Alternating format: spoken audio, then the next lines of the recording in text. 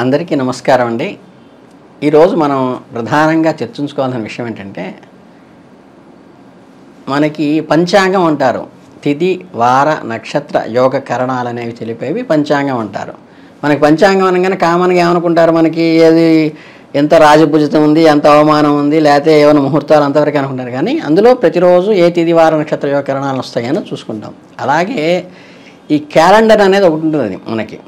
ఈ క్యాలెండర్ చూసినప్పుడు ఏంటంటే, చాలామంది ఏమండి పంతులు గారు రేపు బాగుందా లేదా, రేపు ఏదైనా చేసుకోవచ్చా, గృహప్రవేశం చేయొచ్చా, అమ్మాయిని తీసుకురావచ్చా, లేకపోతే ఏమైనా వస్తువు కొనుక్కోవచ్చా, బండి కొనుక్కోవచ్చా, రేపు పొద్దున కారు ఓపెన్ చేయించుకోవచ్చా, ఇలా రకరకాలు అడుగుతుంటారు. అడగంగానే ఏమీ లేదండి, మేము ఏ పంతులు గారైనా చేసేది ఏంటంటే, ఏ జ్యోతిష్యులైనా సరే జస్ట్ ఈ క్యాలెండర్ని ఇలా పట్టుకుని అందులో తిథి ఏమున్నది, అందులో నక్షత్రం ఏమున్నది, అది ఏ వారం వచ్చింది చూసి ప్రిలిమినరీగా ముహూర్తాలు, పెద్ద పెద్ద ముహూర్తాలు కాకుండా చిన్నవన్నీ కూడా ఈ తిథి వార నక్షత్రాలను బట్టి చెప్పేస్తుంటారు. కనుక ఏంటంటే, ఇప్పుడు మనం నేర్చుకోవాల్సిందంటే ప్రతిదానికి వెళ్ళి ఒక 500 ఎవరికో చేతిలో పెట్టి, 1000 రూపాయలు ఎవరికో చేతిలో పెట్టి మనం తెలుసుకోవటం కాకుండా, అసలు ఈ క్యాలెండర్ని ఎలా రీడ్ చేస్తారు, ఈ క్యాలెండర్ ఎలా రీడ్ చేస్తారు, ఏమేమి చూస్తారో తెలుసుకుంటే, ఇప్పుడు మీరే మీ అమ్మ నాన్నకి చెప్పచ్చు, మీరే మీ పిల్లలకి చెప్పచ్చు. ఎవరి దగ్గరికి వెళ్ళి 500 1000 రూపాయలు ఇవ్వాల్సిన అవసరం లేదు. అందుకని అసలు ఏ రోజు ఏమొస్తాయని తెలుసుకోవచ్చు. అట్లాగే క్యాలెండర్లో కూడా రేపు వచ్చే మాసము సెప్టెంబరు, మాకు ఒరిజినల్గా సంస్కృతంలో ఏం చెప్తారంటే, అంబరము అనేది నెలగా తీసుకుని ఈ మధ్యలో వచ్చేసేటువంటి ఈ ఆగస్టు, ఈ మార్చి, ఈ 2 నెలల తర్వాత ఏర్పడినవి.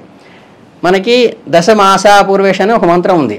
దాంట్లో ఏంటంటే, మేము సెప్టెంబర్ని సప్త అంబరం అంటే 7వ నెల అనమాట.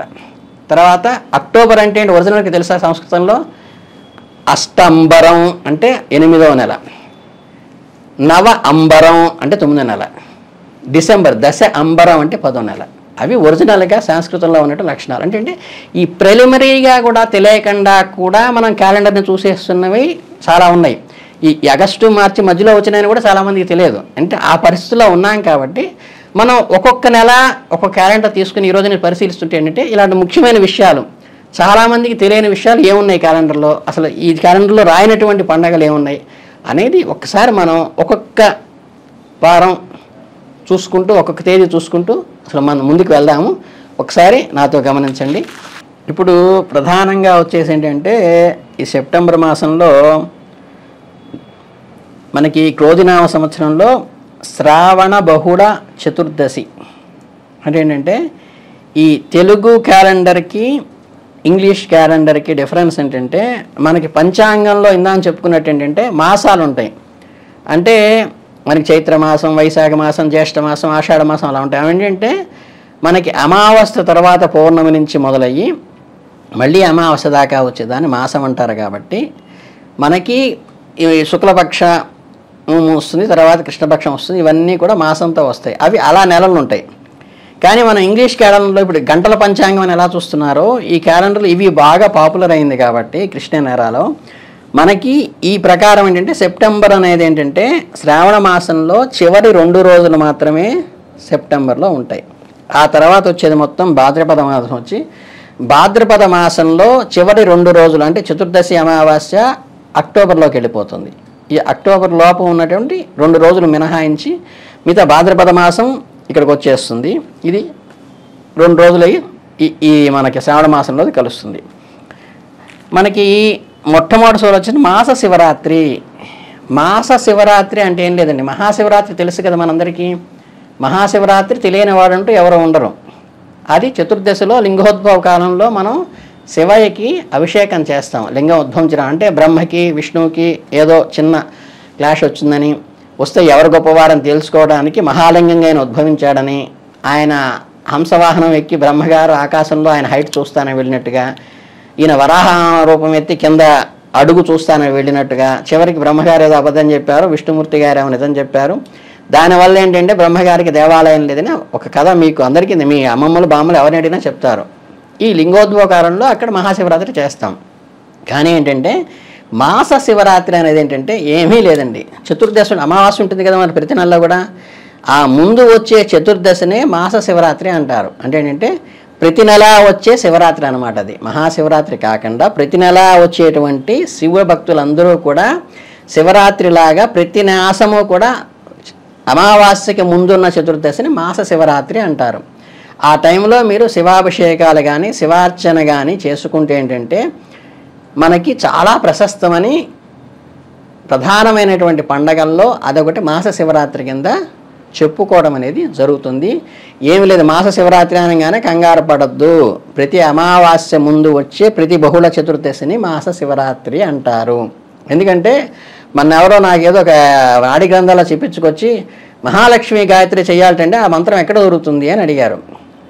గాయత్రి మంత్రం అందరికీ తెలుసు, బ్రాహ్మణులందరూ చేస్తూ ఉంటారు. మహాలక్ష్మి మంత్రం అందరికీ తెలుసు. ఈ మహాలక్ష్మి గాయత్రి ఏంటి అడిగారు. గాయత్రి అనేది మంత్రంగానే అందరికీ తెలుసు ఆయన, ఏమీ లేదు. గాయత్రి అనేది ఛందస్సు.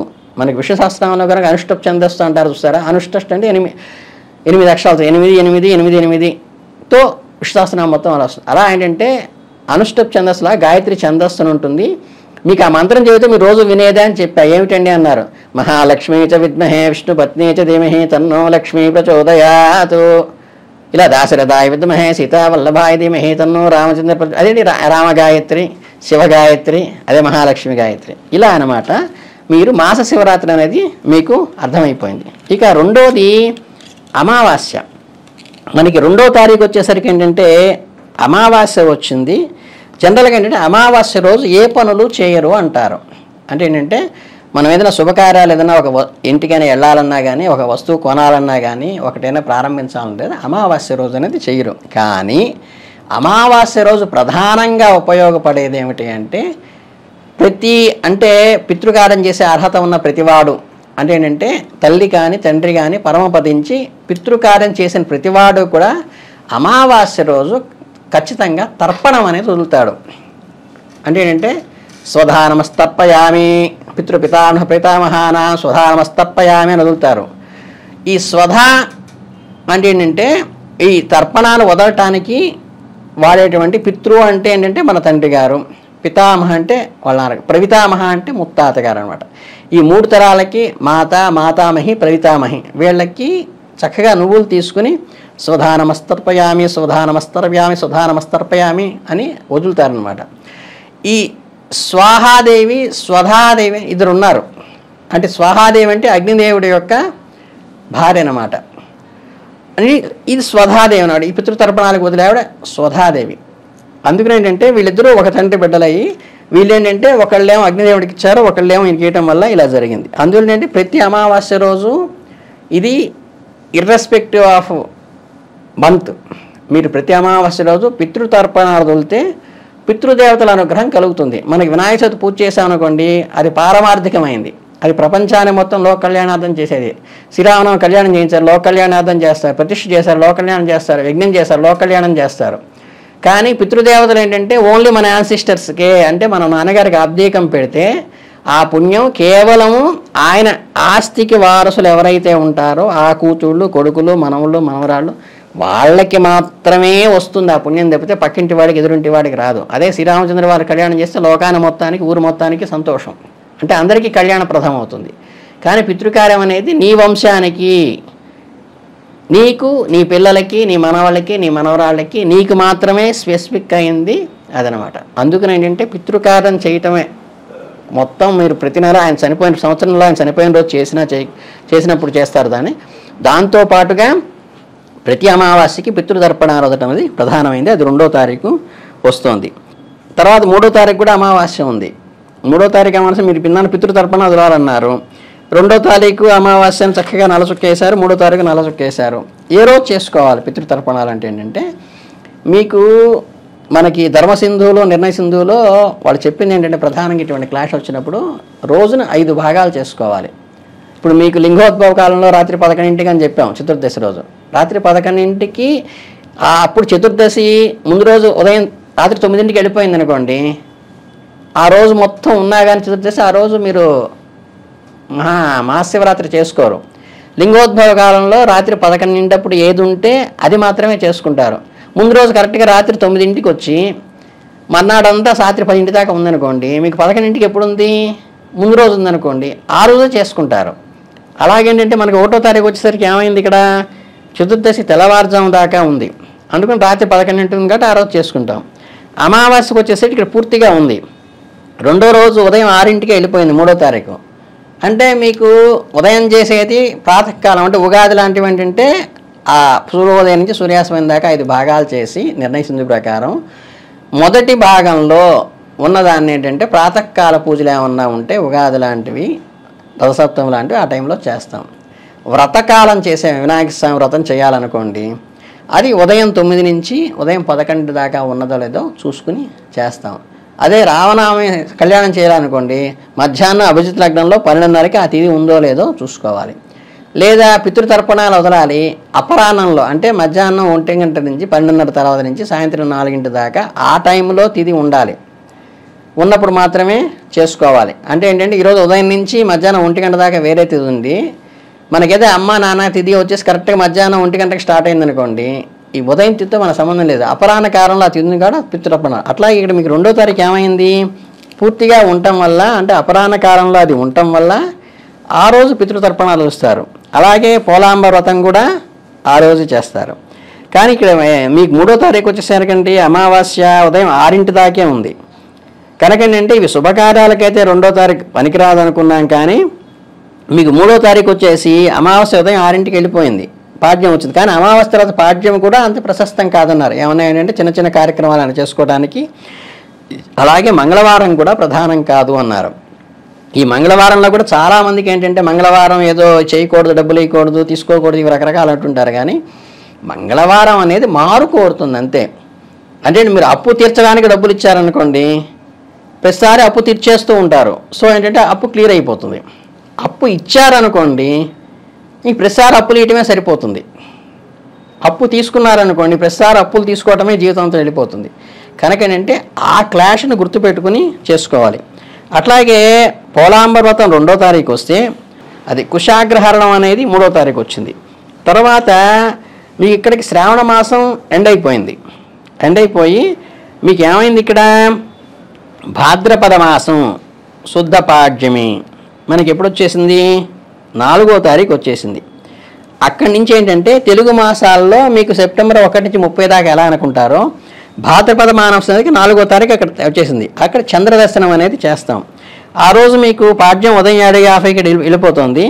తర్వాత చక్కగా విధియ ఉంది, బుధవారం ఉంది. అంటే ఏంటంటే మీరు చిన్న చిన్న కార్యక్రమాలు ఏదైనా చేసుకోవాలనుకున్నా కానీ ఆ రోజు ఏదైనా బంధువుల ఇంటికి వెళ్ళాలి, లేదా ఎవరన్నా పెళ్ళికి ఎవరినైనా పిలవాలి, లేదా ఏదైనా వాహనం కొనుక్కోవాలి, లేదన్నా అప్లికేషన్ దేనికైనా పెట్టాలి, వీటన్నిటికీ కూడా చక్కగా ఈ బుధవారము 4వ తారీఖు చక్కగా చంద్రదర్శనం ఆ రోజు బాగుంది.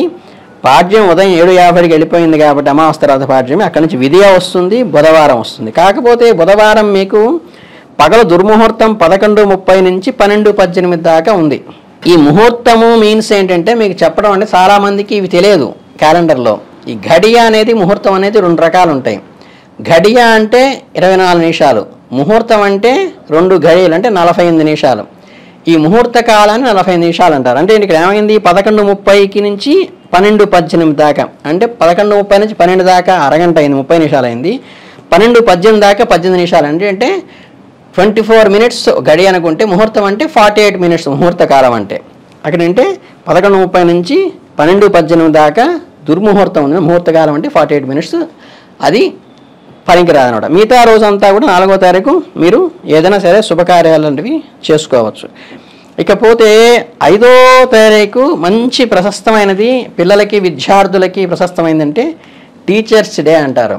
అదే రోజు సర్వేపల్లి రాధాకృష్ణ గారి జయంతి అన్నమాట. అంటే టీచర్స్లో అద్వితీయమైనటువంటి వ్యక్తిగా ఆయన్ని మనం చెప్పుకుంటాము. ఆయన సర్వేపల్లి రాధాకృష్ణ గారు, ఆయన జన్మదినం కారణంగానే టీచర్స్ డే అని వచ్చేసింది. ఆ రోజు ఏంటంటే విద్యార్థులైన ప్రతి వాళ్ళు కూడా వాళ్ళ లెక్చరర్స్ దగ్గరికి, ఉపాధ్యాయుల దగ్గరికి, వాళ్ళ ప్రొఫెసర్స్ దగ్గరికి వెళ్ళి వాళ్ళు ఇర్రెస్పెక్టివ్ ఆఫ్ వాళ్ళతో ఏ సబ్జెక్టు ఏ క్యాస్ట్ సంబంధం లేకుండా వాళ్ళకి పాద నమస్కారాలు చేసి వాళ్ళని గౌరవించేదాన్ని ఏమంటారంటే అక్కడ మేము ఇస్తాం. బాగా ఏదైనా ప్రొఫెసర్గా చేశారు, పిహెచ్డీ చేస్తున్నారు, పిహెచ్డీ గైడ్ చిన్నవాడు అనుకోండి, పిహెచ్డీ చేసే విద్యార్థి పెద్దవాడైనప్పటికీ కూడా అది ఏమవుతుంది, టీచర్ ఆయన ఈజ్ ఏ మీకు రీసెర్చ్ గైడ్ ఆయన. సో ఆయన గురువుతో సమానం. ఏది టీచర్స్ డే రోజు సెలబ్రేట్ చేసుకోవడానికి. మనకి అది వ్యాస పౌర్ణమికి చేసే గురు పౌర్ణమి వేరు, ఇది టీచర్స్ డే సెలబ్రేషన్. అంటే మనకి ఎవరైతే ఆథరైజ్డ్గా చేస్తూ ఉంటారో, ఇప్పుడు సినిమా హీరోలందరికీ డైరెక్టర్ ఈజ్ ఏ గురువు, అలాంటి వాళ్ళని గౌరవించుకునేటువంటి డే అన్నమాట. అలాగే ఆ రోజు ఏంటంటే పొగల దుర్ముహూర్తం 9:54 నుంచి 10:42 దాకా ఉంది, అది పనికిరాదు. మళ్ళీ మధ్యాహ్నం దుర్ముహూర్తం 2:44 నుంచి 3:32 దాకా ఉంది, ఈ టైము పనికిరాదు. మిగతా రోజు ఎప్పుడైనా సరే మీరు శుభ్రంగా 5వ తారీఖు ఏ శుభకార్యాలైనా, ఏ చిన్న చిన్న వ్రతాలైనా, పూజలైనా, ఏ మంచి విషయాలు మాట్లాడటానికి కానీ, అప్లికేషన్లు పెట్టడానికి కానీ, దేనికైనా సరే శుభ్రంగా మీరు వెళ్ళి 5వ తారీఖు శుభప్రదమైంది కాబట్టి ఏదైనా సరే మీరు చేసుకోవచ్చు. ఇకపోతే ఏమైంది, 6వ తారీఖు శుక్రవారం తదియ హస్త నక్షత్రము, అది కూడా బ్రహ్మాండంగా ఉంది. తర్వాత చిత్తా నక్షత్రం వస్తుంది, చక్కగా 2 నక్షత్రాలు మంచివే. 6వ తారీఖు శుభ్రంగా శుక్రవారం పూట ఆ రోజు కూడా మీరు 4వ తారీఖు కానీ 5వ తారీఖు కానీ 6వ తారీఖు కానీ మీరు ఏ పంచి పనులైనా చేసుకోవడానికి శుభప్రదమైన రోజుగా ఆ రోజు చెప్పుకున్నాము. అలాగే శుక్రవారం కూడా దుర్ముహూర్తం ఉదయం 8:15 నుంచి 9:05 దాకా ఉంది, అది పనికిరాదు. అలాగే మధ్యాహ్నం దుర్ముహూర్తం 12:19 దాకా 1:07 దాకా ఉంది, అది కూడా పనికిరాదు. ఆ పీరియడ్లో వదిలేసేసి మిగతా పీరియడ్లో మీరు ఏదైనా సరే శుభకార్యాలు చేసుకోవాలంటే బంగారంలాగా చేసుకోవచ్చు. మనకి 7వ తేదీ వచ్చి వినాయక చవితి వచ్చింది. వినాయక చవితి మనం ఇందాకన మనం చెప్పుకున్నప్పుడు వ్రతకాలంలో చెప్పుకున్నాం కదా, ఆ వ్రతకాలంలో ఏమైంది, మనకి ఈ 2వ పెడుతున్నాం. పూర్వార్ధంలో ప్రాతకాలం కంటే వ్రతకాలం ఉన్నాం. ఈ వ్రతకాలంలో ఉదయం 9 నుంచి 11 దాకా ఎప్పుడుంది వినాయక చవితి, మధ్యాహ్నం 1:52 దాకా ఉంది.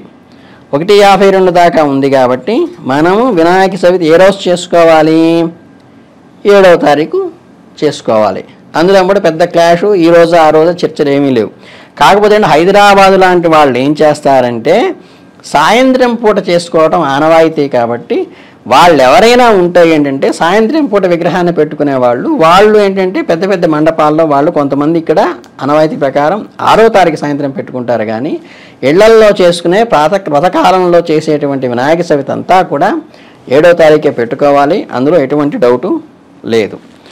ఆ తర్వాత 7వ తారీఖు తర్వాత ఏమొచ్చింది, గణపతి నవరాత్రులు కూడా 7వ తారీఖు నుంచి ప్రారంభమవుతాయి. అంటే ఏంటంటే 7, 1, 2, 3, 4, 5, 6, 7, 8, 9, 15 దాకా గణపతి నవరాత్రులు అనేవి ఉంటాయి. ఇకపోతే 8వ తారీఖు ఆదివారము, పంచమి, స్వాతి నక్షత్రము. పంచమి మంచిదే, చక్కగా మీరు ఏదైనా సరే శుభకార్యాలు చేసుకోవడానికి కానీ 8వ తారీఖు కూడా ఉంది. అందులో ఋషి పంచమి అంటారు. ఋషి పంచమి ఏంటంటే మనకి ఈ పెద్ద మనిషి అవ్వటం అంటారు కదా, అవి అయినప్పుడు ఏంటంటే కొన్ని నక్షత్రాలు ఏంటంటే మనకి మరణానికి కానీ, జన్మ నక్షత్ర దోషం కానీ, లేకపోతే ఈ ఋతుక్రమంలో వచ్చిన దోషాన్ని ఏంటంటే ఎవరికైనా దోషయుక్తంగా ఉన్నా కానీ వాళ్ళకి ఆ దోషం రజస్వల దోష నివారణార్థం ఋషి పంచమి అనేది చేస్తారు. ఇది పండగ కాదు, సప్త ఋషులకి ఆశ్రయించి వారి పుణ్యాన్ని మాకు ధారపోయండి, మా రజస్వల దోషాన్ని పోగొట్టండి అని చేస్తూ పూర్తి ఉపవాసం ఉండి మనం ఆడపిల్లలు చేసేటువంటి రసది.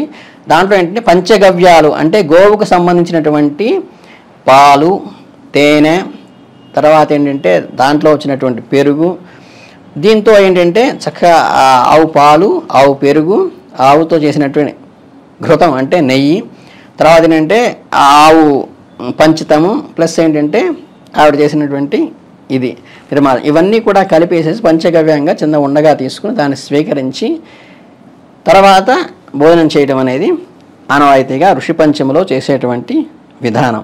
ఇకపోతే ఆ రోజే బౌద్ధ జయంతి ఉన్నది. మనకి అవతారాల్లో ఒకటి అనుకునేటువంటి బుద్ధ అవతారం కూడా ఆ రోజు జయంతి కాబట్టి దలైలామా వాళ్ళ కల్ట్ వాళ్ళందరూ కూడా దాని తర్వాత బుద్ధ జయంతి అనేది ఆ రోజు చేసుకోవడం అనేది ప్రశస్తంగా ఉంటుంది. తర్వాత 9వ తారీఖు వచ్చేసి ఏంటంటే సూర్య షష్ఠి అన్నారు. సూర్య షష్ఠి ఏంటంటే సూర్యనారాయణమూర్తికి సంబంధించిన పూజలు కానీ, అలాగే ఏంటంటే స్కంద షష్ఠి కూడా అంటారు. ఆ రోజు ఏంటంటే మనకి సుబ్రహ్మణ్య స్వామి, కుమారస్వామికి సంబంధించినటువంటివి కూడా ఆ రోజు స్పష్టంగా ఆ రోజు చేసుకుంటారంటే సూర్యనారాయణమూర్తికి చేసిన సూర్య నమస్కారాలు కానీ, ఆదిత్య హృదయ పారాయణ కానీ, అలాగే కుమారస్వామికి సంబంధించినటువంటి అష్టోత్తరం కానీ, లేకపోతే మనకి సుబ్రహ్మణ్య అష్టకం కానీ ఇవన్నీ కూడా ఆ రోజు శుభ్రంగా చేసుకుంటే ఆ రోజు శివానుగ్రహము వాళ్ళ అబ్బాయి అయినటువంటి కుమారస్వామి అనుగ్రహం కలిగి మనకి ఏదన్నా సరే మనకి పిల్లలు పుడుతూ వెళ్ళిపోవటం కానీ, లేకపోతే ఏంటంటే అబార్షన్స్ ఎక్కువ అవుతూ ఉంటావు, లేకపోతే ఈ లేట్ మ్యారేజ్, ఇవన్నీ దీనికి సంబంధించినవి ఏంటంటే అటువంటి దోషాలు ఏమైనా ఉంటాయి ఏంటంటే మనకి సూర్య షష్ఠి చేసుకుంటే ఆరోగ్యంలో కూడా కొంతమంది స్కిన్ డిసీజ్ వచ్చి బాగలేకుండా ఉన్న వాళ్ళకి కూడా ఆరోగ్యానికి కూడా చక్కగా ఆ సూర్య షష్ఠి రోజు కనుక చేసుకుంటే, ఆ రోజు స్కంద షష్ఠి అంటారు కూడా, ఆ రెండు కూడా చేసుకోవడానికి ప్రధానమైన ప్రతిపత్తి ఆ 9వ తారీఖు ఉంది. ఇక 10వ తారీఖు వచ్చేసేంటి, ఇవి షష్ఠి సాయంత్రం దాకా ఉంది కాబట్టి ఉదయం పూట చేసుకోవచ్చు, సూర్యోదయ ప్రాతకాలంలో చేసుకోవచ్చు. దానికి ఏంటంటే ఈ దుర్ముహూర్తాలన్నీ ఏంటి కామన్గా అన్ని రోజులకి ఒకటే ఉంటాయి. ఇప్పుడు సోమవారం ఉంది, మధ్యాహ్నం దుర్ముహూర్తం 12:21 నుంచి 1:10 ఉంటే అది ప్రతిసారి వస్తుంది, అది రిపిటేషన్గా వస్తుంది. కాబట్టి ప్రతిసారి సోమవారం దుర్ముహూర్తం ఎప్పుడు చూసుకోగల, అలాగే పునర్దుర్ముహూర్తం 2:46 నుంచి 3:35 అంటే ఆ మాసంలో ఆ సోమవారం రోజు ప్రతి సోమవారానికి 2వ తారీఖు, 9వ తారీఖు, 16వ తారీఖు, 23వ తారీఖు, 30వ తారీఖు కూడా అదే వస్తుంది. కాబట్టి మళ్ళీ చెప్పుకోకుండా, రిపీట్ చేయకుండా అది చేసుకుని ఉదయకాలంలో ఈ 12 లోపు శుభ్రంగా అది మనం చేసేసుకుంటే మంచిది. ఆముక్తావర్ణం అని చెప్పేసి 10వ తారీఖు ఒక వ్రతం ఉంది. ఆ రోజండి సప్తం వచ్చేసి సాయంత్రం దాకా ఉంది. తర్వాత అనురాధ నక్షత్రం ఉంది. ఇక్కడ కూడా దుర్ముహూర్తం వచ్చేసి ఉదయం 8 నుంచి 9:30 దాకా ఉంది. తర్వాత 10:45 నుంచి 11:33 దాకా ఉంది. కాబట్టి ఈ 9 నుంచి 10 లోపు ఏదైనా సరే మన వ్రతాలు కానీ పూజలు కానీ చేసుకోవడానికి ప్రశస్తంగా ఉన్నది.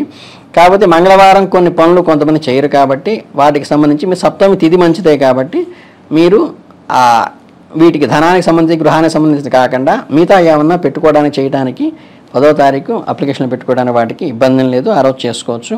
తర్వాత 11 దూర్వాష్టమి అన్నారు. అంటే అష్టమి ఆ రోజు రాత్రి 6:16 దాకా ఉంది. అంటే ఆ రోజు మొత్తం సాయంత్రం దాకా సూర్యోదయం నుంచి సూర్యాస్తమయం దాకా అష్టమే ఉంది. జ్యేష్ఠ నక్షత్రంగా ఉంది. దుర్ముహూర్తం వచ్చి 11:30 నుంచి 12:18. ఫస్ట్లో నేను చెప్పుకున్నట్టుగా ఆ 45 నిమిషాలు వదిలేసి మిగతా 5 రోజుల్లో అది పాసిపస్తంగా ఉంటుంది. మీకేంటంటే జనరల్గా ఏంటంటే మనకి అష్టమి అనేది అవాయిడ్ చేస్తారు. ఈ అష్టమి అవాయిడ్ చేస్తారు ఏంటంటే మీకు ఈ షష్ఠి కానీ, చతుర్థి కానీ, అష్టమి కానీ ఇవన్నీ అవాయిడ్ చేసేది ఏంటంటే సంవత్సరం మొత్తంలో అష్టమి అవాయిడ్ చేస్తే కృష్ణాష్టమి రోజు మంచిది. అదే షష్ఠి అన్ని రోజులు అవాయిడ్ చేస్తే మనకి సుబ్రహ్మణ్య షష్ఠి రోజు మంచిది. నవమి ప్రతి మాసంలో నవమి అవాయిడ్ చేస్తే ప్రతిపక్షంలో కూడా శ్రీరామనవమి మంచిది. అట్లాగే మనకి చతుర్థి మంచిది కాదంటారు. అదే మనకి చక్కగా వినాయక చవితి అనేది చవితి ఆ రోజు, వినాయక చవితి రోజు చవితి కూడా మంచిది అనమాట. అంటే మనకి జనరల్ రూల్స్ ఉంటాయి, స్పెషల్ రూల్స్ ఉంటాయి. ఈ స్పెషల్ రూల్స్లో వచ్చేది అంటే ఆ పర్వదినంలో వచ్చేదాన్ని స్పెషల్ రూల్ అంటారనమాట. అక్కడ దీన్ని చూసుకుని అష్టమి ఆ రోజు ఏం కార్యక్రమాలు చేయరు, కానీ మిగతా రోజుల్లో ఏంటంటే మనకి దుర్గాష్టమి కానీ ఆ రోజు అయితే అది మంచి, తప్పితే విడిగా ఉంటే అష్టమి మేము వర్జిస్తూ ఉంటాం. తర్వాత నవమి 12వ తారీఖు వచ్చేసి కేదార వ్రతం, కేదారేశ్వర స్వామి వ్రతం అని చెప్పి ఈశ్వరుడికి సంబంధించింది చాలామంది చేస్తూ ఉంటారు. ఆ రోజు కళ్యాణం చేస్తారు. చేసేటప్పుడు వాళ్ళ దగ్గర నుంచి వాయనం పుచ్చుకుంటే మటుకు వెంటనే మీరు కూడా మళ్ళీ ఆ వ్రతం మళ్ళీ మీరు కంటిన్యూ చేసుకోవాలి. అందులో ఏంటంటే ఆ రోజు కట్టుకున్న కంకణాన్ని మళ్ళీ ఇప్పేసి మళ్ళీ నెక్స్ట్ ఇయర్ పూర్వంలో ఉండే కంకణం తీసేసి, ఇవన్నీ చాలా పెద్ద వ్రతం. ఏంటంటే అది పెద్ద ఎపిసోడ్ లాగా వస్తుందన్నమాట. కేదారేశ్వర వ్రతం కనుక చక్కగా ఎవరైనా చేసుకుంటే మనం శుభ్రంగా వెళ్ళి అవి చూసుకోవచ్చు. మనం కానీ ఏంటంటే అక్కడ ఇవి కంకణాలు స్వీకరించడం కానీ వాయనం పుచ్చుకోవడం కానీ చేయరు. మామూలుగా వెళ్ళి ఆ అక్షంతలు వేసి నమస్కారం పెట్టి సోమవారికి వస్తారు. ఎందుకంటే మళ్ళీ అవి ఎవరు పుచ్చుకుంటే వాళ్ళందరూ చేయాల్సి వస్తుంది. కాబట్టి అది ఆ రోజు కేదార వ్రతంగా చేసుకుంటాము. గురువారము నవమి రాత్రి దాకా ఉంది కాబట్టి నవమి కూడా అష్టమి నవమిలో జనరల్గా ఏవి కార్యక్రమాలు చేయరు. కాబట్టి మీరేంటంటే వేరే ఏమైనా అప్లికేషన్ పెట్టుకుని అట్లాంటివి చేయకుండా ఉండటం మంచిది. ఇకపోతే ఏంటంటే 13వ తారీఖు మీకు ఉత్తరా కార్తె. ఈ కార్తెలు అనేవి ఉన్నాయి మీకు. ఏంటంటే రోహిణీ కార్తెలో రోడ్లు కూడా పగులుతాయి అంటారు. ఇప్పుడు అసలు కార్తెలు అనేవి మర్చిపోయారు. మాసాలు గుర్తునేది కార్తెలు కాదు. ఆ రోజు ఉత్తరా కార్తె ఆ రోజు స్టార్ట్ అవుతుంది అన్నమాట 13వ తారీఖు. అది ఎప్పుడు 7:21 AM స్టార్ట్ అవుతుంది ఉత్తరా కార్తె. అందుకని ఏంటంటే ఆ కార్తెల్లో ఏ కార్తెల్లో ఏం చేయాలి, తర్వాత ఏంటంటే మనకి వర్ష ఋతువు, వసంత ఋతువు వాటిల్లో ఏమేమి జరుగుతాయి అనేది కూడా మనకి మామూలుగా చెప్తూ ఉంటారు. అవి ఉత్తరా కార్తె ఆ రోజు 13వ తారీఖు ఉత్తరా కార్తె ప్రధానమవుతుంది. కాబట్టి అది ఆ రోజు దశమి, చక్క పూర్వాషాఢ నక్షత్రము, శుక్రవారము, దశమి రోజు ఏదైనా సరే మంచి పనులు చేసుకోవాలంటే ఈ దుర్ముహూర్త సమయాలు వదిలేసేసేసి, అంటే ఉదయం 8:17 లాగా అయితే 9:05 దాకా దేనికి పనికిరాదు. మధ్యాహ్నం దుర్ముహూర్తం 12:19 నుంచి 1:07 దాకా దేనికి పనికిరాదు. మిగతా ముహూర్త టైంలో మీరు చక్కగా దశమి రోజు సాయంత్రం దాకా ఉంది కాబట్టి, పూర్వాషాఢ ఉంది కాబట్టి ఆ రోజు మీరు శుభ్రంగా అన్ని కార్యక్రమాలు ఏదన్నా అప్లికేషన్ పెట్టుకునేవి పెట్టుకోవచ్చు, ఇబ్బంది లేదు. తర్వాత 14వ తేదీ వచ్చేసరికి పరివర్తన ఏకాదశి అంటారు. అంటే ఏంటంటే స్వామివారు అలా పవళించి ఉంటారు. మనం కనుక ఎప్పుడైనా కుడిపక్క పడుకుంటే కాస్త ఒక అరగంట వేసరికి ఎడంపక్క తిరిగితే కంఫర్ట్గా ఉంటుంది. ఎడంపక్క తిరిగి కుడిపక్క అంటే పరివర్తన అంటే స్వామివారు కూడా అలా శేషశయనం మీద పడుకుని ఒకసారి అలా మార్పు చెంది అందరిని అలా పరికించి మళ్ళీ ఇటు తిరిగి పడుకున్నారు అని చెప్పడం కోసం చేసేది పరివర్తన. అంటే ఏకాదశుల్లో ప్రత్యేకంగా తీసుకుంటే మీకు ప్రతి పక్షానికి ఒక ఏకాదశి వస్తుంది, మాసానికి 2 ఏకాదశులు వస్తాయి. 24 ఏకాదశికి ప్రత్యేకమైన ఉన్నవి అవి ఇప్పుడు ఇక్కడ తీసుకోవడం అనేది జరుగుతుంది. పరివర్తన ఏకాదశిగా ఆ రోజు తీసుకుంటాము. దాన్నే మతత్రయ ఏకాదశి కూడా అని మనం వాడుకలో పిలుస్తూ ఉంటాం. ఇక 15వ తారీఖు వచ్చేసరికి ఏంటంటే ఈ రోజు ఆదివారం అయింది, ద్వాదశ అయింది. జనరల్గా ఏంటంటే మనకి 15వ తారీఖు అనేది ఓనం పండుగ అనేది చేస్తుంటారు. కేరళలో వాళ్ళందరూ కూడా ఏంటంటే ఓనం పండుగ అనేది చేస్తుంటారు. అది వాళ్ళకి ఒక ఫెస్టివల్ లాగా చేస్తూ ఉంటారు. దానికి ఏంటంటే అది ప్రధానమైనది 15వ తారీఖు సెప్టెంబర్ నెలలో ఉండేటువంటిది పండగ. ఆ రోజు మంచి ఏంటంటే సాయంత్రం ఒకటే దుర్ముహూర్తం ఉంది కాబట్టి పగలంతా కూడా ఎప్పుడైనా సరే ఫెస్టివల్గా వాళ్ళు చేసుకుంటూ ఉంటారు. ఇకపోతే ఏంటంటే మనకి 15వ తారీఖు ప్రశస్తం ఏమిటయ్యా అంటే మీకు ఎవరైతే హైదరాబాద్ తెలంగాణలో ఉన్నారో వాళ్ళు ఎవరైతే 7వ తారీఖు కాకుండా 6వ తారీఖే వీళ్ళు విగ్రహాలని కొంతమంది పెడుతూ ఉంటారు. ఎందుకంటే సాయంత్రం పూట పూజ చేస్తారు కాబట్టి మండపాల్లో. వాళ్ళకి ఏమైంది 6 ఒకటో రోజు అనుకుంటే మొదటి రాత్రి అనుకుంటే 1 2 3 4 5 6 7 8 9 10 అంటే నవరాత్రులు అయిపోయినాయి. అంటే 14 రాత్రి 6వ తారీఖు రాత్రి నుంచి 14వ తారీఖు రాత్రికి నవరాత్రులు అయిపోయినాయి కాబట్టి 15వ తారీఖు ఆదివారం కాబట్టి వారికి ఆఫీసులతో ఇబ్బంది ఉండదు కాబట్టి శుభ్రంగా ఆ రోజు నిమజ్జనం అనేది చేసుకుంటూ ప్రొసెషన్ స్టార్ట్ చేస్తారు. అలా కాకుండా ఇళ్లల్లో పెట్టుకుని ఎవరైనా చేసుకునేటట్టయితే వాళ్ళకి ఏంటంటే 7వ తారీఖు చేసుకుంటారు కాబట్టి 7వ తారీఖు నుంచి చక్కగా మర్నాడు ఆదివారం మనం ఉద్వాసం చెప్పేసుకుని సోమవారం నిమజ్జనం చేసేసుకోవచ్చు 3వ రోజు, లేదా 7వ తారీఖు సాయంత్రమే ఉద్వాసం చేసుకుని శుక్రవారం మంగళవారం రాలేదు కాబట్టి ఆ రోజు చేసుకోవచ్చు. ఇకపోతే 7వ తారీఖే ఉదయం ఉంది కాబట్టి ఆ రోజు పెట్టిన వాళ్ళు ఏంటంటే ఆ మర్నాడు అంటే 9 రాత్రులు 15వ తారీఖు రాత్రితో కూడా 9 రాత్రులు అవుతాయి కాబట్టి ఇక్కడ మనకి 16వ తారీఖు ఎవరైనా 7వ తారీఖు విగ్రహం పెట్టి ఉంటే అంటే 6వ తారీఖు నైట్ పెట్టుకున్న వాళ్ళకి ఏంటంటే 9 రాత్రుల 15 చేసుకుంటారు. మన 16వ తారీఖు ఏంటంటే త్రయోదశి ధనిష్ట నక్షత్రం సోమవారం కాబట్టి మంగళవారం కాదు కాబట్టి చక్కగా 16వ తారీఖు శుభ్రంగా కూడా మనకి అది చేసుకోవటానికి నిమజ్జనం చేసుకోవడానికి ప్రశస్తమైన దినంగా మనం ఇక్కడ చెప్పుకోవడం అనేది జరిగింది. అందులో కూడా రాత్రి వర్జ్యం 10:41 నుంచి 12:12 దాకా అన్నారు. అట్లాగే దుర్ముహూర్తం కూడా ఈ సోమవారం స్టాండర్డ్ 12:21 నుంచి మధ్యాహ్నం 1:10 దాకా, పునర్దుర్ముహూర్తం 2:45 నుంచి 3:35 దాకా. ఇవి గుర్తుపెట్టుకుని ఆ టైం వర్జించి మిగతా అంతా కూడా మనం చేసుకోవచ్చు. 16వ తారీఖు కొంతమంది అంటే అనంతపద్మ వ్రతం చేసుకుంటారు, కొంతమంది 17వ తారీఖు చేస్తాము. ఇక్కడ ఏంటంటే 17వ తారీఖు అంటే విశ్వకర్మ జయంతి అని, తర్వాత ఏంటంటే కన్యా సంక్రమణం కూడా ఉంది 10వ తారీఖు. అంటే ఏంటంటే ఉత్తరా కార్తె అనేది అది కార్తె 14 రోజులకు వస్తుంది.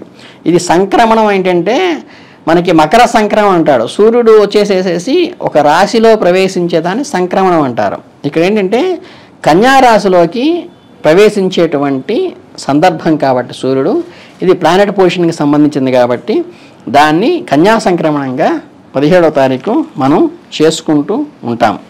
అలాగే కూడా ముస్లిమ్స్ కూడా మీలాడ్ అవి ఆ టైంలో చేసుకుంటారు. ఇకపోతే మనకి 18వ తారీఖు వచ్చేసి ఏంటంటే పౌర్ణమి. మనకేంటి ఈ భాద్రపద శుక్ల పౌర్ణమి అంటే పౌర్ణమి అనేది శుక్లపక్షం వస్తుంది, భాద్రపద శుద్ధ పౌర్ణమి అనమాట. ఈ పౌర్ణమి రోజు మనకి చక్కగా ఏంటంటే శుభకార్యాలు ఏమైనా చేసుకోవాలంటే కూడా ఈ 18వ తారీఖే మనకి ఆఖరి. ఎందుకంటే ఏంటంటే 18 నుంచి అంటే మహాలయ పక్షాలను ఏర్పడతాయి. అంటే కృష్ణపక్షం మొత్తం పాడ్యం నుంచి మళ్ళీ అమావాస్య దాకా మొత్తం మహాలయ పక్షాలు అంటారు. అంటే పితృపక్షాలు అంటే పుత్రకార్యాలు చేయడానికి తప్పితే శుభకార్యాలకి మనకి రాదు అంటారు అనమాట. అందుకని ఏంటంటే ఈ మాసం మొత్తంలో కూడా ఈ 18వ తారీఖు అనేది ఆఖరిగా మనం ఏదైనా శుభకార్యాలు చేసుకోవడానికైనా అప్లికేషన్ పెట్టగానే దేనికైనా మంచి ముహూర్తం ఏదైనా ఉంటే ఇది మనకి 4వ తారీఖు నుంచి 18వ తారీఖు దాకా ఉంటాయి. తర్వాత నుంచి మనకి మహాలయ పక్షాలు పితృపక్షాలు అనేవి ప్రారంభమవుతాయి కాబట్టి మనకి అది చేసుకోవచ్చు. ఆ తర్వాత ఈ 19వ తారీఖు ఏంటంటే మనకి అశూన్యశయన వ్రతం అని చెప్పేసి దీనికి మహాలయ పక్షాలకి ప్రధానంగా ప్రారంభ దినం అవుతుంది. ఈ ప్రారంభ దినంలో ఏంటంటే మనకి ఒక్కొక్కరు పితృదేవతలు అంటే తల్లి కానీ తండ్రి కానీ ఒక్కొక్క రోజు ఒక తిథి రోజు మరణించుతారని కదా. వాళ్ళు ఏ తిథి మరణించారు, ఏ మాసంలో ఏ తిథిలో వచ్చారో ఆ మాసంలో చైత్ర బహుళ చతుర్దశి రోజు వెళ్ళిపోయారనుకోండి, ఆ చైత్ర బహుళ చతుర్దశి రోజే ప్రతి సంవత్సరం చేసుకుంటాం. అలాగే మార్గశిర బహుళ నవమి అనుకోండి, ఆ రోజే చేసుకుంటాం. అలా కాకుండా ఇక్కడ ఏమవుతుంది, మీకు ప్రతి వాళ్ళు పాడ్యం నుంచి అమావాస్య లేదా పౌర్ణమిలోపు ఏదో ఒక తిథిలో వెళ్ళిపోతారు. కాబట్టి మీరు ఏ మాసంలో ఏ పక్షంలో ఏ తిథిలో వెళ్ళిపోయినా సరే ఆ తిథి ఏదైతే పాడ్యంలో తిథి ఎవరైతే వెళ్ళిపోతారో వాళ్ళ పిల్లల సంతానం ఎవరైతే ఉంటారో వాళ్ళందరూ కూడా 19వ తారీఖు అనేది మనం పితృ కార్యం చేసుకోవడానికి పాడ్యమి చేసుకోవడానికి 18 నుంచే మనకి వస్తుంది. ఇక్కడ ఏంటి మళ్ళీ పితృపక్షం అంటే పాడ్యమి రోజు ఎవరైనా సరే చేసుకోవాలి అంటే ఉదయం 6:26కి వెళ్ళిపోతుంది ఇక్కడ పాడ్యమి. అంటే పాడ్యమి రోజు ఎవరు చేసుకోవాలంటే ఎప్పుడు చేసుకోవాలి, 18వ తారీఖు మాత్రమే వాళ్ళు చేసుకోవాలి. తర్వాత విధేయ వాళ్ళు చేసేవాళ్ళు అంటే విధేయ చేసేవాళ్ళు 19వ తారీఖు మనకి ఇక్కడ పితృతర్పణాలు కానీ మన మహాలయ పక్షాల్లో వీళ్ళు చేసుకోవడం అనేది జరుగుతుంది. తర్వాత 20 ఉండ్రాళ్ళ తద్దె అంటారు. ఉండ్రాళ్ళ తద్దె ఏంటంటే మనకి అట్ల తద్దెలాగా ఉండ్రాళ్ళ తద్దె కూడా పెళ్లి కాని పిల్లలు వీళ్ళంటే ఉండ్రాళ్ళ పోసుకుని అట్ల తద్దె కూడా ఏంటంటే ఫెస్టివల్ చేసుకుని మనకి కాచాయన వ్రతం ఎట్ట చేస్తారో ఈ కనిపిల్లలందరూ ఆ రోజు ఏంటంటే ఉండ్రాళ్ళ తద్దె అని చెప్పి పెట్టేసుకుని ఉండ్రాళ్ళ తద్దె అనేది చేసుకోవడం అనేది జరుగుతూ ఉంటుంది. ఉండ్రాళ్ళంటే మన వినాయకుడు కుడుములో పెడతారు కదా, దాంతో వాయనం ఇచ్చుకుని దానికి వ్రత కథ ఉంటుంది ఉండ్రాళ్ళకి, దాంతో చేసుకుంటారు. అది శుక్రవారం చేసుకుంటారు. బట్ ఏంటంటే మిగతా ముహూర్తాలు అయితే ఏమి ఉండవు, మీకు 18 4 నుంచి 18తోనే ఎండ్ అవుతుంది. ఇవన్నీ మహాలయ పక్షాల్లో మీరు ఏంటంటే మీరు ఏ ముహూర్తాలు పెట్టుకోవడం, ముహూర్తాలు అనేవి మీకు పెట్టడానికి ఏమి ఉండవు, అన్నీ మహాలయ పక్షాల పితృకార్యాలు మాత్రం చేయడానికి మాత్రమే ఉంటుంది. తర్వాత సంకష్టహార చతుర్థి. సంకష్టహార చతుర్దశి అంటే మనకి విపరీత 21వ తారీఖు సంకష్టహార చతుర్థి అంటారు. అంటే వినాయకుడికి చాలా ప్రీతిభారతమైంది. అంటే హస్త నక్షత్రం ఆయన పుట్టాడు కానీ హస్త నక్షత్రంలో కానీ లేకపోతే సంకష్టహార చతుర్థి అంటారు. అంటే మనకి పౌర్ణమి తర్వాత వచ్చే ప్రతి చతుర్దశిని సంకష్ట చతుర్థి అంటారు. కాబట్టి అప్పుడు వీళ్ళకి ఏంటంటే వినాయకుడికి వ్రతం చేసి పగలంతా ఉపవాసం ఉండి సాయంత్రం మనకి హోమం చేసేసేసి దాంతో వినాయకుడిని అర్చించేటువంటి చాలా గణపతి టెంపుల్స్లో మీకు కనుక సంకష్టహార చతుర్దశి ఉంటుంది. మీకు ఎటువంటి సంకటంగా ఉంది, అసలు ఏమీ ముందుకెళ్ళటం లేదు అనుకున్న వాళ్ళందరూ కూడా చక్కగా అంటే సంకష్టహార చతుర్థి అనేది వెళ్ళి ఆ వ్రతంలో పాల్గొంటే చాలా మంచిది. గణపతి హోమం చేసుకుని సాయంత్రం భోజనం చేసుకుని ఇంటికి వస్తారు. అది మీరు దగ్గరలో ఉన్నవాళ్ళు చక్కగా ఆ వ్రతం చేసుకుంటే మీకు కలిసి వస్తుంది. ఇవి దైవారాధనకి మాత్రమే తప్పితే పితృపక్షాల్లో మీకు వేరే శుభకార్యాలకి దేనికి కూడా అది రొటీన్గా వచ్చింది కాబట్టి ప్రతి మాసం వచ్చే సంకష్ట కాబట్టి ఆ రోజు అలా చేసుకోవడం అనేది జరిగింది. ఆ తర్వాత 22 వచ్చేసేసి పంచమి వచ్చింది. పంచమి ఏంటంటే ఆ రోజు రాత్రి దాకా ఉంది. అంటే పంచమి తిథి రోజు ఏ మాసంలో ఏ పక్షంలో తల్లి చనిపోయిన వాళ్ళైనా సరే ఈ పితృపక్షంలో ఉన్న ఆ పంచమి రోజు అంటే రాత్రి దాకా అంటే అపరాహ్నంలో మనకి ఉంది. ఆ రోజు శుభ్రంగా 22వ తారీఖు ఆ రోజు చేసుకోవచ్చు.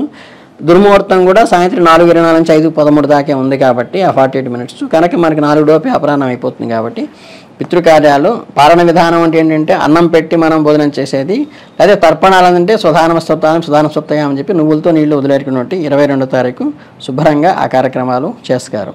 అలాగే షష్ఠి అంటే ఏంటంటే చంద్ర షష్ఠి అని కూడా అంటారు దీన్ని. 23న వచ్చేసి ఈ రోజు ఏంటంటే షష్ఠి ఆ రోజు సాయంత్రం దాకా ఉంది కాబట్టి 23వ తారీఖు షష్ఠి రోజు చనిపోయినటువంటి ఏ తల్లిదండ్రులు కానీ ఏ నెలలో ఏ పక్షంలో చనిపోయినా సరే షష్ఠి రోజు చనిపోయిన వాళ్ళకి ఆ రోజు మన మహాలయ పక్షాల్లో మనకి తర్పణాలు అనేది షష్ఠి రోజు చనిపోయిన వాళ్ళకందరికీ కూడా 23వ తారీఖు మధ్యాహ్నం చేసుకోవచ్చు. అది కూడా ఏంటంటే దుర్ముహూర్తం 12 నుంచి 21 దాకాను 1:30 నుంచి 1:10 దాకా ఉంది కాబట్టి 12:21 నుంచి 1:10 దాకా 1:10 అయిపోయిన తర్వాత మళ్ళీ 2:46 నుంచి 3:35 దాకా దుర్ముహూర్తం ఉంది కాబట్టి ఈ మధ్యలో 1 గంట నుంచి 2:30 లోపు 2:46 లోపు మనం పితృతర్పణాలు అనేవి వదులుకోవచ్చు 23. అలాగే శీతల వ్రతం అని ఒకటి ఉంది మనకి ఫెస్టివల్కి బాగా పాపులర్ కాదు కానీ అవి 24వ తారీఖు ఏంటంటే సప్తమి రోజు పితృతర్పణాలు మహాలయ పక్షం అంతా పితృతర్పణాలకే వస్తుంది. 24వ తారీఖు ఏంటంటే ఆ రోజు సప్తమి రాత్రి దాకా ఉంది కాబట్టి వీళ్ళు కూడా ఈ దుర్ముహూర్తం వదిలేసి ఉదయం 8 నుంచి 19 అంటే అది వ్రతకాలంలో కాబట్టి తర్పణాల టైం కాదు.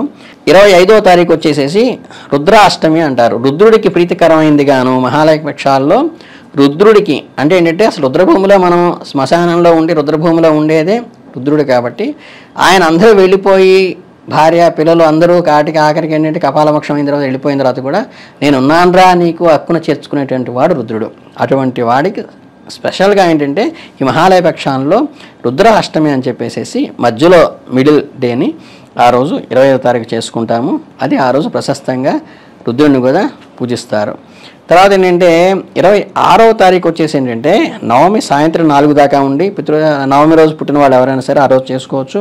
దుర్ముహూర్తం కూడా ఉదయం 10:42కి అయిపోయింది, మధ్యాహ్నం 2:40కి వస్తుంది కాబట్టి 2:30 లోపు 10:30 నుంచి 2:40 లోపు విరోధనసి అదే అహర్నవమి అని కూడా అంటారు దాన్ని.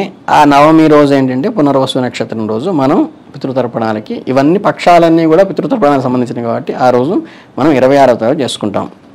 ఇకపోతే మీకు 27 వచ్చేసరికి కార్తెలు అనుకున్న ఉత్తరాకార్తె మనం 13వ తారీఖు వచ్చింది అనుకున్నాం కదా. మళ్ళీ ఈ కార్తె మళ్ళీ ఇక్కడ 14 రోజులకి వస్తుంది అనుకున్నాం కదా.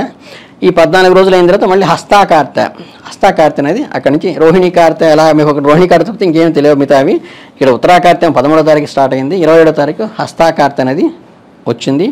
అలాగే దశమి సాయంత్రం దాకా ఉంది కాబట్టి దశమి రోజు చేసుకునేటువంటి పితృతర్పణాలు ఏమన్నా ఉండే కనుక మనం 27వ తారీఖు చేసుకోవాల్సి ఉంటుంది. 28వ తారీఖు అది కూడా ఏకాదశి వచ్చింది. మీకు ఇందా అని చెప్పాను ఏది పరివర్తన ఏకాదశి 14వ తారీఖు ఉంది సెప్టెంబర్లోని. తర్వాత 28వ తారీఖు వచ్చేది ఇందిరా ఏకాదశి అంటారు. ఇందిరా ఏకాదశి అంటే ఏంటంటే ఆ రోజు లక్ష్మీప్రదంగా ఉంటుంది. ఆ ఏకాదశి రోజు మీకు అష్టైశ్వర్యాలు కలిగిస్తుంది ఆ ఏకాదశి వ్రతం చేసిన వాళ్ళకి అని చెప్పేసి. ఏకాదశి వ్రతం అనేది ఉపవసించి ఉండటం అంతే. అలా ఈ ఇందిరా ఏకాదశి రోజున ఐశ్వర్యకారకమైంది. ఇందిరా అంటే లక్ష్మీదేవి అనమాట. అందుకని చెప్పేసి 28వ తారీఖు ఏకాదశిని ఇందిరా ఏకాదశి అంటారు. తనకేంటంటే ఆ రోజు ఏకాదశిని ఇందిరా ఏకాదశిని చేసుకుంటారు. పితృతర్పణాలు వదిలేసిన వాళ్ళు ఏకాదశి సాయంత్రం దాకా ఉంది కాబట్టి ఏకాదశి రోజు వెళ్ళిపోయిన వాళ్ళందరూ కూడా ఆ రోజు పితృతర్పణాలే వదులుకుంటారు. తర్వాత ఏంటి 29 వచ్చేసరికి ఏంటంటే ఆ రోజు ద్వాదశి కూడా సాయంత్రం దాకా ఉంది.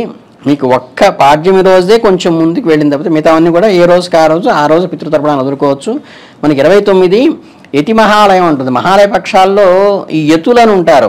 యతులకి ఏంటంటే మనకి యాక్చువల్గా ఏంటంటే వాళ్ళు యజ్ఞోపవీతం తీసేసి పేరు కూడా మార్చేసుకుని కొత్త నామధేయం అంటే సన్యాసాస్త్రం నామధేయం వేరేది పెట్టుకుంటారు. కాబట్టి మనకి రుద్రాష్టమి ఎలా రుద్రుడికి మనం స్పెసిఫిక్గా చేస్తామో వీళ్ళకి పోయిన వాళ్ళ కోసం యతి అంటే యతిగా మనకి మారిపోయిన వాళ్ళందరికీ కూడా ఆ రోజు ఎవరైనా యతులు ఉంటే ఏంటంటే ఈ తిథి వార సంబంధం లేకుండా ఏంటంటే వాళ్ళకి మనం శ్రాద్ధం మీకు జీవపితృ శ్రాద్ధం అని కూడా పెడుతుంటారు. యతులు ఏం చేస్తారు తెలుసా, వాళ్ళు అంటే పాత జన్మ లౌకికమైన జన్మ నాకు ఎడిపోయిందని వాళ్ళు బతికుండగానే వాళ్ళకి వాళ్ళు జీవ పితృశాధం అంటే వాళ్ళు బతికుండగానే వాళ్ళ పేరు అంటే గత జన్మ వెళ్ళిపోయింది, నాకు ఇప్పుడంతా ధార్మికంగా సన్యాసాశ్రమం స్వీకరిస్తున్నాను అని చెప్పి ఆ జీవుడిగా కర్మ ఎవరైతే ఉంటుందో దాని తర్వాత ఇంక పిల్లలు ఉండరు కదా. సన్యాసాశ్రమం స్వీకరించిన తర్వాత వాళ్ళకి నెక్స్ట్ తరాల వాళ్ళు పెట్టరు కాబట్టి పితృపితామహుల వాళ్ళ జీవశ్రాద్ధం అని వాళ్ళు పెట్టుకుంటారన్నమాట. వాళ్ళు పెట్టుకుంటారు. అట్లా యతి శ్రాద్ధానికి సంబంధించినటువంటి ప్రత్యేకమైన తిథి చాలామందికి తెలియనటువంటి తిథి. ఆ రోజు యతి శ్రాద్ధం చేసుకుని 29వ తారీఖు ఏంటంటే మహాపక్షాల్లో మీకు అమావాస్యకు వచ్చే 2 రోజుల ముందున్న ద్వాదశి రోజు ఆ రోజు యతి చేసుకుంటారు, మహాలయంగా చేసుకుంటారు. అది 29 ఆదివారం పూట వస్తుంది, ఆ రోజు చేసుకుంటారు. ఇక 30వ తారీఖు ఏంటంటే మనకి యుగాలు ఉన్నాయి. కృతయుగే రంగనాథస్య, త్రేతాయుగే రఘునందర, ద్వాపరే వాసుదేవస్య, కలౌ వెంకటనాయ అని చెబుతుంటారు. కలియుగం ప్రాశస్త్యం గురించి చెప్పేటప్పుడు కలిలో వెంకటేశ్వర స్వామి ప్రధానం యుగానికి అని. అంటే ప్రతి యుగానికి కూడా ఒక తిథి వార నక్షత్రాల్లో ఒక యుగం స్టార్ట్ అవుతుంది. అలా స్టార్ట్ అయ్యే వాళ్ళు కలియుగ ఆరంభమైనటువంటి తిథి అంటే ఏంటంటే మనకి కలియుగం ఎప్పుడైతే వస్తుందో ఆ తిథి ప్రారంభమైన తిథి 30వ తారీఖు అనేది సెప్టెంబర్ వస్తుంది. కాబట్టి కలికి బర్త్డే లాంటిది అనమాట. ఆడే కలికి భగవానుడు అంటే కలిని హరించేవాడు కలికి భగవానుడు. కలి అంటే కలి పురుషుడు, ఆయనకి కలి యుగాది అనమాట. ఆ కలి యుగానికి స్టార్టింగ్ అనమాట. అది మనం 30వ తారీఖుగా తీసుకోవడం జరిగింది. ఇదంతా కూడా 1వ తారీఖు నుంచి 30వ తారీఖు కూడా ఇన్ని రకాల ఫెస్టివల్స్, ఇన్ని రకాల అకేషన్స్, ఇన్ని రకాలు ఉన్నాయని కూడా చాలామంది తెలియకుండా మనం ఏంటంటే అమాయకంగా అజ్ఞానంలో అలా గడిపేస్తూ ఉన్నాం తప్పితే ప్రతి క్యాలెండర్లో కూడా ఇలాంటివి ప్రతిరోజు కూడా ఒక విశేషం కలిగి ఉంటుంది. కాబట్టి అవన్నీ తెలుసుకుని మన యొక్క హైందవ ధర్మాన్ని మనం ఈరోజు నేర్చుకుంటే మన పిల్లలకి రేపు చెప్పడానికి ఉపయోగపడుతుంది. కాబట్టి మీరు ఏ రోజుకి ఆ రోజు అది మంచిగా చెడ, ఈరోజు మంచి చేయొచ్చా, చెడితే ముహూర్తాలు ఉన్నాయా లేవా, ఏ రోజు చేస్తే ఏ టైంకి చేస్తే బాగుంటుంది, ఇవన్నీ తెలుసుకోవటం కోసం ఒక ప్రయత్నంగా ఒక చిన్న ప్రయత్నంగా ఛానల్ వాళ్ళు నన్ను అడగటము, నేను సరే అని చెప్పడం జరుగుతుంది. కాబట్టి దీన్ని మీరు అందరూ ఉపయోగించుకొని చక్కగా ఏంటంటే మీకు ఎప్పుడు ఏ డౌట్ వచ్చినా సరే గూగుల్ చక్కగా సెర్చ్ చేసుకుని ఏ తేదీ ఆ తేదీ మంచిది ఉందా, ఏ రోజు మంచిది, ఏ రోజు చెడుది అని తెలుసుకోవడానికి ఉపయోగపడుతున్న ఉద్దేశంతో వీళ్ళు ప్రయత్నం చేస్తున్నారు. కాబట్టి దీన్ని మీరు అందరూ ఉపయోగించుకుని చక్కగా మీరందరూ కూడా అంతా స్మార్ట్ ఫోన్లు అంతా గూగుల్ సెర్చ్ చేసేవాళ్ళు కాబట్టి మీరు దీన్ని ఉపయోగించుకుంటే ఏంటంటే ఏ డౌట్ వచ్చినా సరే రేపు పొద్దున మీరు అందరూ బామ్మని అమ్మని నాన్నని అడిగేవాళ్ళు మీరే బామ్మ నేను చెప్తానండి అమ్మమ్మ గారు నేను చెప్తాను ఆ రోజు ఉందో లేదో గూగుల్ సెర్చ్ చేసి చెప్తానని రైట్గా మీరు తయారయ్యారనుకోండి వాళ్ళు చక్కగా ముచ్చటగా దగ్గర తీసుకుని ముద్దు పెట్టి నాన్న నీకు ఇంత నాలెడ్జ్ ఎక్కడదరా అంటే ఫలానా ఛానల్ వాళ్ళు పెట్టారమ్మా అని మీరు చెప్పుకోవాలి. ఆ చెప్పుకోవడం వల్ల ఏంటంటే ఎప్పుడూ కూడా మీకు తల్లి తండ్రి తాత అమ్మమ్మ బామ్మ వీళ్ళు కనుక మనస్ఫూర్తిగా దగ్గర తీసుకుని కావలించుకుని ఒక ముద్దు పెడితే ఆ ఇచ్చే బ్లెస్సింగ్స్ కానీ ఆ ఇచ్చేటువంటి ఆశీస్సులు కానీ నిరంతరం మిమ్మల్ని వెంట నుండి భగవత్ కృప కంటే కూడా ఎక్కువ కాపాడుతుంది అని ప్రశస్తం. కాబట్టి మీరందరూ కూడా చక్కగా ఈ ధర్మాలు నేర్చుకుని ఈ క్యాలెండర్ని నేర్చుకుని చక్కగా ఇవన్నీ తెలుసుకుని ఇన్ని రకాల ఉన్నాయా మనకి అనేది తెలుసుకుంటారన్న సదుద్దేశంతో ఈ కార్యక్రమం నేను చేస్తున్నాను. అలాగే మనం ఇప్పుడు ఈ క్యాలెండర్లో కూడా ఓవరాల్గా చేసుకోవాల్సింది ఏంటంటే మనం ఎప్పుడు కూడా ఏ రోజైనా సరే వర్జించాల్సింది పాడ్యమి వర్జిస్తాము, తర్వాత ఏంటి చవితి వర్జిస్తాము, షష్ఠి వర్జిస్తాము, అష్టమి వర్జిస్తాము, తర్వాత నవమి వర్జిస్తాము, తర్వాత ద్వాదశి, తర్వాత చతుర్దశి అమావాస్యలు వర్జిస్తామని చెప్పాము. కానీ ఏంటంటే ఇది జనరల్ రూలు.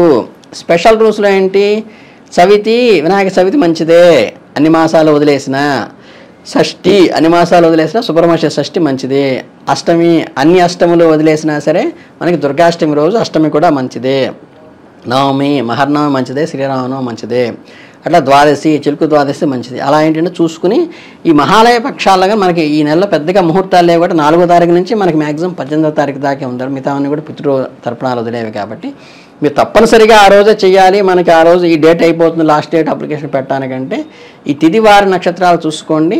మామూలుగా పెద్ద పనులకైతే మటుకు మహాలయ పక్షాలు పూర్తిగా వర్జించేసి పితృకార్యాలు మాత్రమే చేసుకోవటం ప్రధానం. కాబట్టి మీరు ఆ రకంగా జాగ్రత్తగా చేసుకుని ఇందాక చెప్పినవన్నీ చూసుకుని మీరు ముందుకు వెళ్తారన్న ఉద్దేశంతో మీ అందరికీ అభినందన తెలియజేసుకుంటూ ధన్యవాదాలు, ఆశీస్సులు.